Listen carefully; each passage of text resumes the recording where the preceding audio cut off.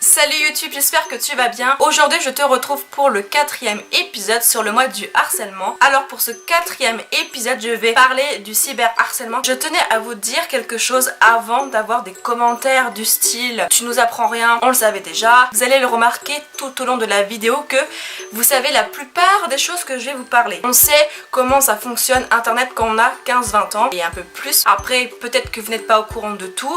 Comme les parents ne sont pas au courant de tout ce qui peut se passer, je vais y arriver. Donc c'est pour ça que quand j'ai fait cette vidéo, enfin quand je l'ai écrite, c'est pour essentiellement les jeunes en fait. Parce que les parents ne sont pas forcément toujours au courant de tout, ils n'ont pas forcément conscience de tout ce qui peut se passer. Et sur ce, on se retrouve avec la suite de la vidéo. C'est parti!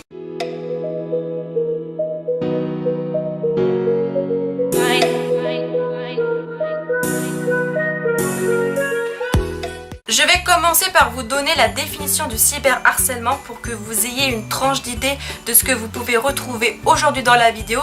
Mais peut-être que vous allez, grâce à la définition déjà, prendre conscience que oui, je vis du cyberharcèlement ou mince, je fais du cyberharcèlement et qu'il faut à tout prix que ça s'arrête dès maintenant. Donc c'est parti pour la définition du cyberharcèlement. Le cyberharcèlement est une forme d'harcèlement conduite par divers canaux numériques.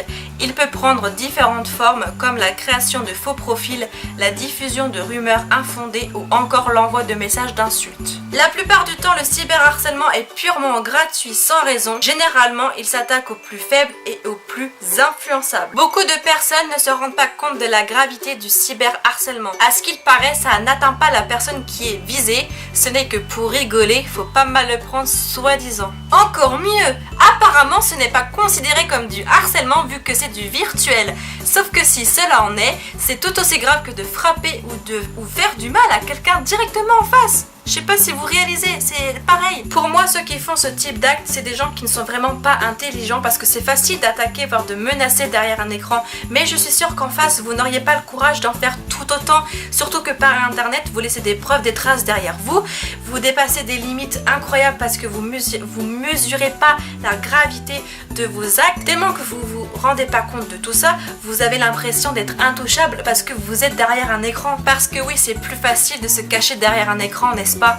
Surtout que vous n'êtes pas à l'abri concernant votre identité réelle. Les masques finissent toujours par tomber. Surtout si la victime en question porte plainte, les gendarmes ou les policiers peuvent retrouver l'harceleur en question grâce à son adresse IP. Faut pas croire que vous êtes protégé juste parce que vous vous trouvez derrière un écran et que vous ne risquez rien. Ce n'est pas vrai. Même si l'harceleur en question supprime tout ce qu'il avait posté, peu de gens en ont conscience, mais ça n'est jamais vraiment supprimé. C'est valable aussi pour toi parce que voilà, si tu as envie de poster quelque chose mais finalement tu n'as plus envie qu'elle soit mise sur internet, tu la supprimes, bah en réalité ce n'est pas vraiment supprimé. Donc c'est aussi pour les gens lambda cette information, pas que pour les harceleurs. Parce que les fichiers en question que vous postez, photos, vidéos, messages écrits, sont sauvegardés dans une espèce de boîte noire d'internet. Bien sûr c'est une image, c'est pas à prendre au pied de la lettre, mais voilà, c'est donc récupérable parce que c'est sauvegardé. Donc c'est pour ça qu'il faut faire vraiment attention à tout ce que vous pouvez publier sur internet et à tout ce que vous pouvez dire, y compris les vidéos YouTube. Il suffit que votre harceleur soit doué en informatique pour récupérer tous les dossiers que vous avez supprimés parce que vous souhaitez que personne ait accès à ces dossiers pour maintes et maintes raisons. Lui, étant doué, a réussi à les récupérer. Il garde que les meilleurs pour faire pression contre vous, autrement dit faire du chantage. Du coup, si vous êtes victime de cyberharcèlement, que ce soit en public ou en privé, faites des captures d'écran ou imprimez directement tout ce que vous voyez ou tout ce que vous avez reçu pour pouvoir avoir justement, tentez d'imprimer pour qu'on ait justement les adresses en fonction si c'est par mail, par Facebook, par Twitter, par je ne sais par quel autre réseau social, pour qu'on ait vraiment un identifiant précis, une sorte d'adresse IP pour pouvoir démasquer l'harceleur, pouvoir porter plainte, donc constituer un dossier à la gendarmerie ou au commissariat. Les informations qui vont suivre, c'est surtout pour les plus jeunes, donc pour ceux qui démarrent sur les réseaux et qui n'ont pas conscience des dangers d'internet. En gros, c'est de jamais accepter les inconnus sur les réseaux sociaux parce qu'on ne sait jamais qui se trouve derrière le profil réellement. Ça peut être n'importe qui.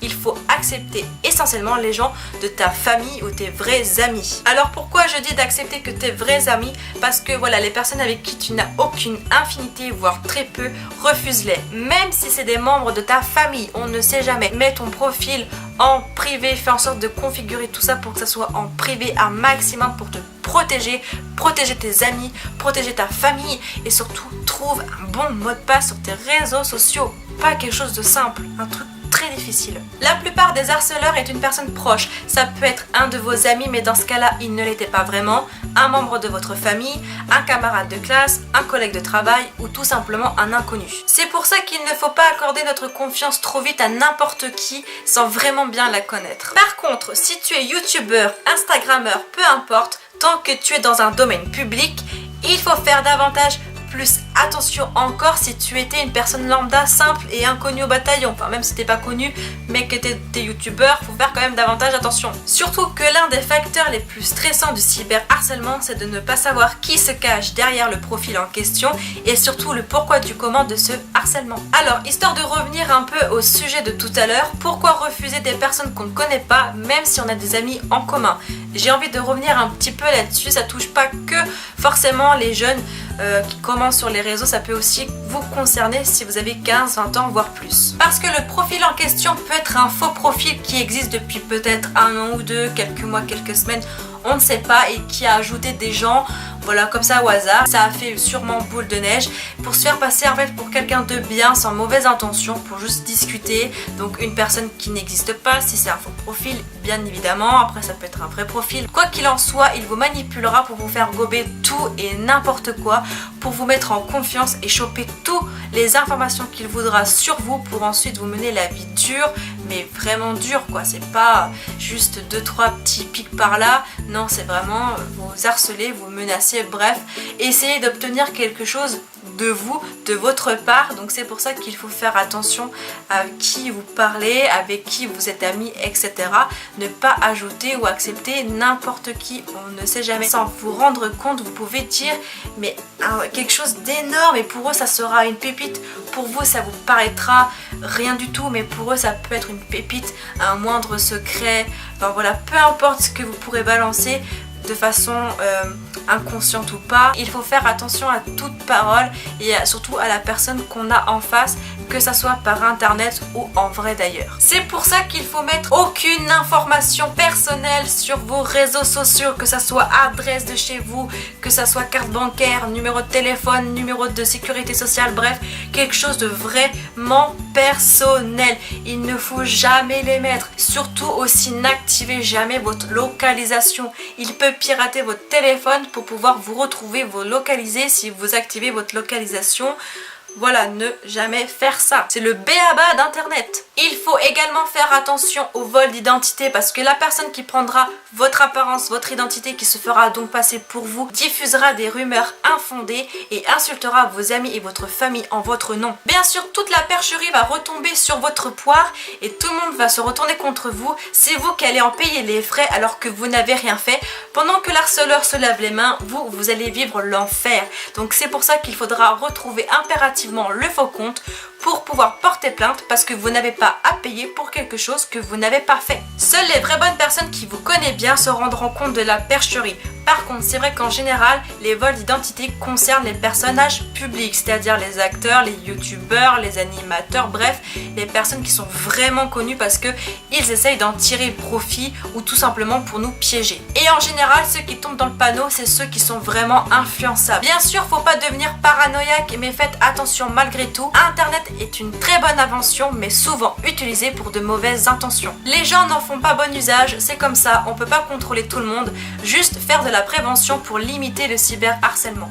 Voilà, c'est la fin du 4e épisode sur le mois du harcèlement, sur le sujet du cyberharcèlement qui, pour rappel, était plutôt pensé pour les jeunes qui démarrent internet. Mais si le besoin en est, des vidéos compléteront celle-ci, ou tout simplement vous pouvez compléter par vous-même dans les commentaires pour échanger de façon sympathique, respectueuse et pas autrement. Parce qu'entre nous, et vous le savez très bien que ce n'est pas possible de tout dire en une seule et même vidéo. C'est pour ça que j'ai privilégié la prévention pour les jeunes qu'autre chose, et puis un complément d'information pour les 15-20 ans et plus.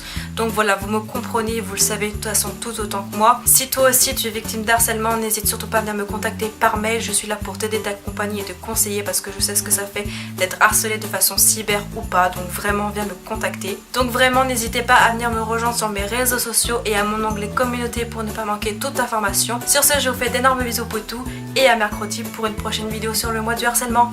Bye XOXO.